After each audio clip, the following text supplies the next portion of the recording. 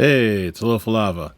Leatawa Dr. John Peterson here, WTH Sports Cards, coming at you live and direct from Minneapolis, Minnesota, back at the card table. And I've been hearing some people talk about the Pareto Principle, something that's near and dear to my heart, and something that I am relatively familiar with.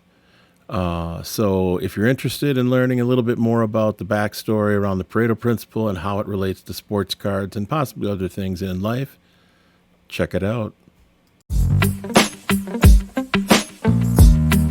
TE2 Edge Sports Cards. Get at it.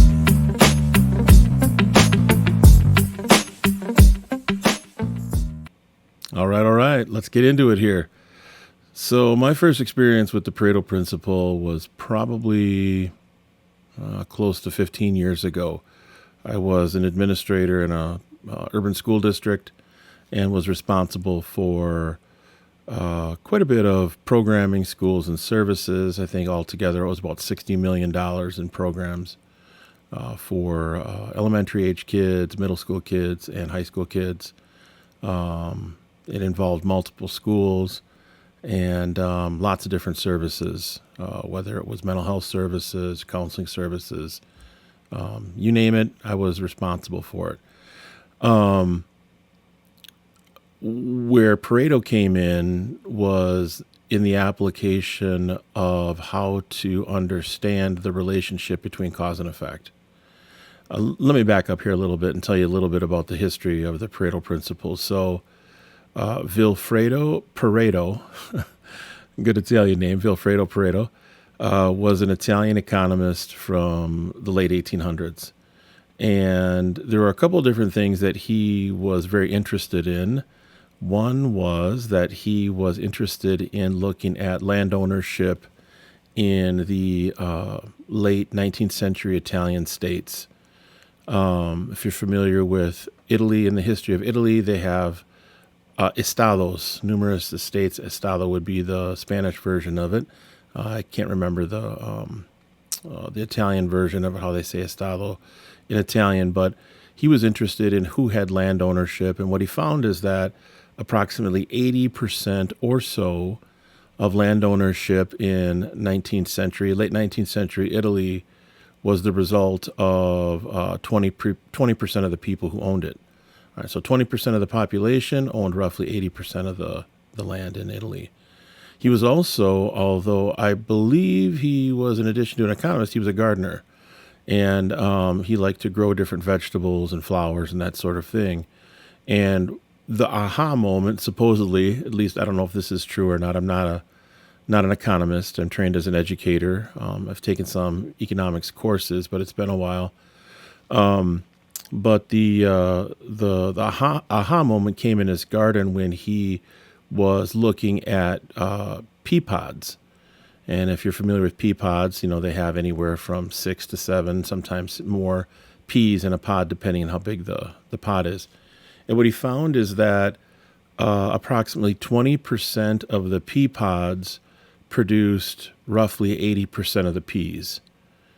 And he put those two things together, and that's how he developed what is now called the Pareto Principle. It's also known by two other names, otherwise known as the 80-20 rule, or 20-80. Most people say 80-20, at least from what I can tell. And then I think the less known name is called the Law of the Vital Few. The Law of the Vital Few. And what that means is that there are a vital few, i.e. 20% of the causes, which produce 80% of the effect. And then there's the reverse of that, where you have the many that produce the least.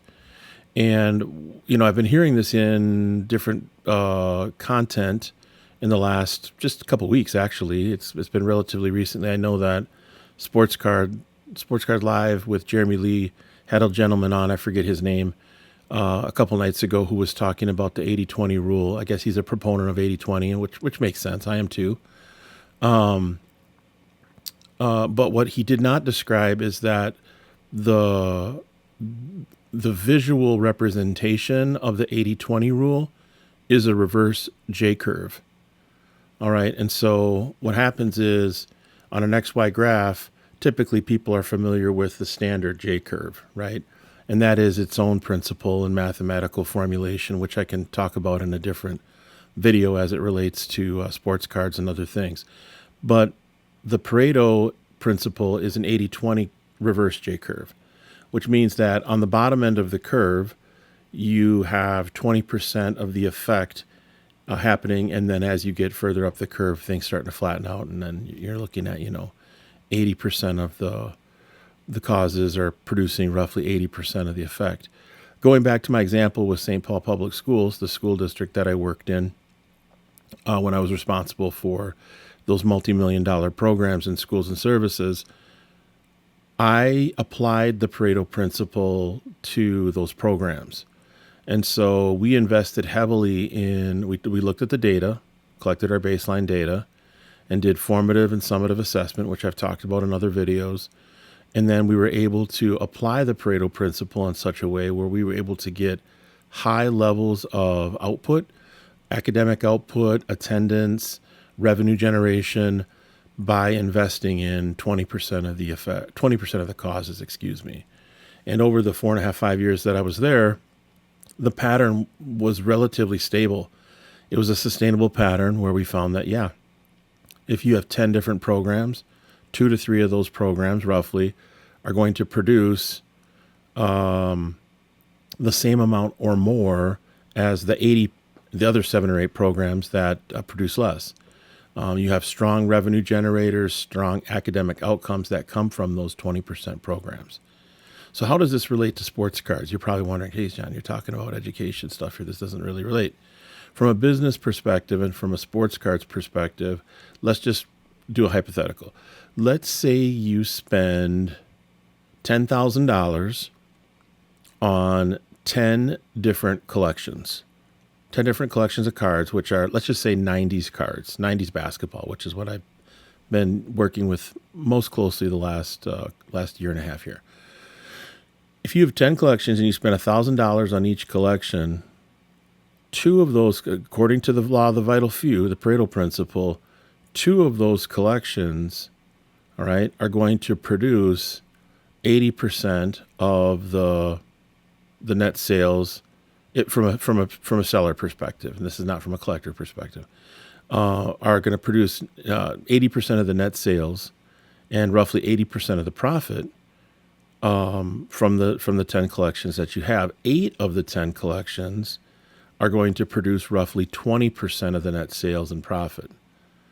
And so if you apply Pareto correctly, and it's tricky. It's not an exact science, but if you generally use the theory in a way to help guide what you buy in terms of sports cards on the buy side, it helps to get you better results that are more efficient and produce an effect that you'll be happier with as a business owner.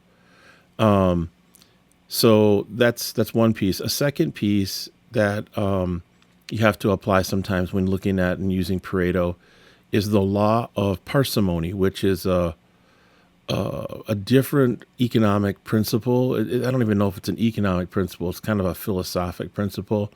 It comes from William of Ockham. Another name of the Law of Parsimony is the law known as Occam's razor. And William of Ockham was a scholastic from, I think, like the 12th or 13th century. He was English, I believe, or Scottish. I think he was, William of Ockham, because Ockham is in Scotland, if I'm not mistaken. Don't hold me to that. And so William of Ockham basically said is that when you're looking at cause and effect relationships, you have a linkage. And that linkage typically is an assumption. And there are multiple types of assumptions. Some assumptions fall along a continuum of less rooted in reality, right? So like they don't have evidence, they don't have data, they're kind of made up in some ways, right? So just think about the assumptions that we make about things every day between cause and effect. Is that assumption rooted in reality, or is it rooted in maybe someone's opinion or something that's more subjective? Occam's razor basically says that when you have multiple cause and effect relationships, like a chain, like a a daisy chain, right, of outlet cords or something like that. When you've got multiple cause and effect relationships that are linked together with multiple sets of assumptions, the more assumptions you have in the theoretical model, the less likely that the phenomena on the back end is going to be true. And what he argues for is that you have to be parsimonious. Law of parsimony, you have to be very judicious about how many cause and effect relationships you connect, right? Because the more you connect, the less likely that the thing that you're trying to describe is going to be true. And that's because those assumptions start to break down.